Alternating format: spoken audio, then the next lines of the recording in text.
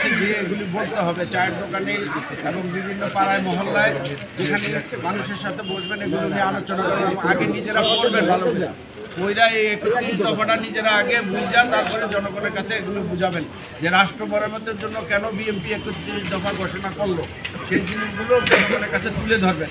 কারণ জনগণের প্রত্যাশা অনেক বেশি বিএনপির কাছে, এই জন্য আপনারা সকলে আমরা সকলে জনগণের পাশে থাকতে হবে।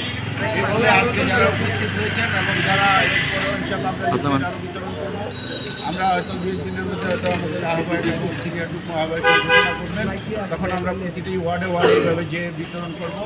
আপনারা আজকে কষ্ট করেছেন, অনেকক্ষণ ধরে দাঁড়িয়ে থেকেছেন এবং নিশ্চয়ই বিতরণ করেছেন ওরা 1.5-2 ঘন্টা।